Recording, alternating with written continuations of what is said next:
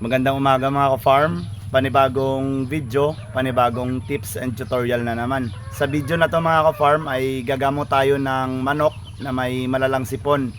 So kaninang umaga, pagbigay ko ng mga pakain sa aking mga nakataling manok ay may nakita akong manok na may sipon tsaka lumalabas yung sipon sa kanyang mata. So ibig sabihin nun, malala na talaga yung kanyang sipon. So ito siya nilagay ko dito sa kulungan para magamot natin ngayon. So sa paggagamot mga ka-farm ng malalang sipon ay ito yung ginagamit ko. L-Spec dati to, pero yung pangalan niya ngayon ay Spectromax L. So injectable to mga ka-farm, intramuscular.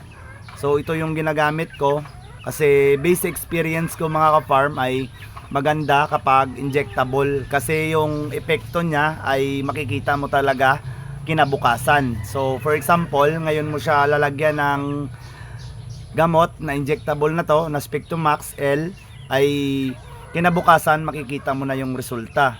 So ito siya mga ka-farm. So lumuluha na, gumagamit ako ng Spectromax L. Then meron akong sinispray sa kanyang mata na tubig tsaka asin. So napaka-effective ng kombinasyon ng dalawang ito sa paggamot ng malalang sipon sa atin. So paano nga ba gamitin yung Spectromax L natin?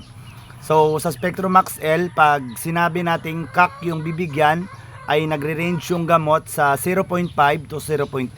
So base experience ko, yung ginagamit ko ay 0.5 lang. So 5 days yon mga ka-farm, tuloy-tuloy na pagbibigay sa kanila ng gamot. Okay, then umaga, tanghali, tsaka hapon ako nag-spray sa kanilang mata para yung bakterya sa kanilang mata ay mawala. Dahil kapag nag-spray tayo ng may asin, pumapasok or pumipenetrate yung asin sa kanilang mata, then namamatay yung bakterya. So kapag may sipon yung mata, yung tendency nyon mga ka-farm ay mabubulag talaga ang ating mga alaga.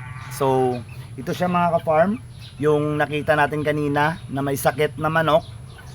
Ito ay 4 times winner na Boston. So straight na Boston, 4 times winner. So broodcock to natin.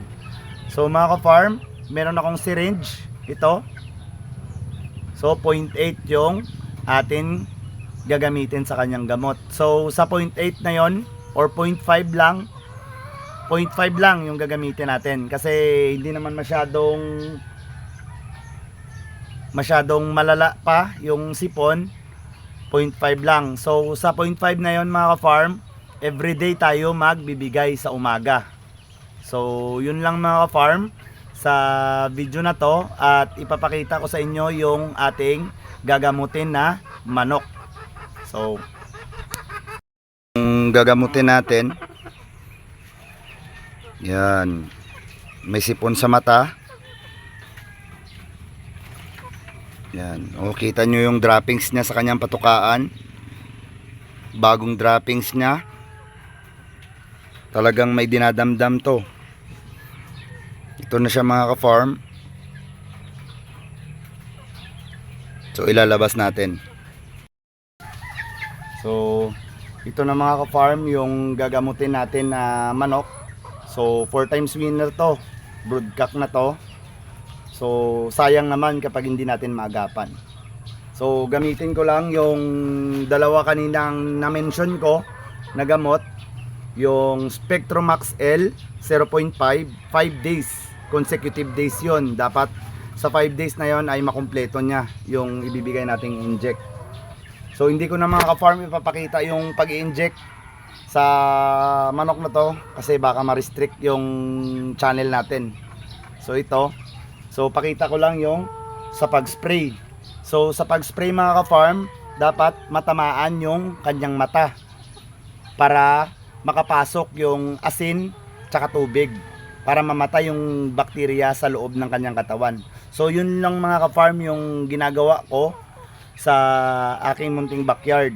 So gumagamit din ako ng mga tablet na antibacterial para sa kanilang sipon. Pero ito ngayon malala na. So magagamit tayo ng injectable. So ito mga ka-farm, namumutla siya. So masama talaga yung pakiramdam niya. So kaya injectable yung gagamitin natin. So hindi ko na mga ka-farm ipapakita yung pag-inject kasi baka ma-restrict yung channel natin. So sundan nyo lang mga ka-farm kapag mag-inject tayo intramuscular.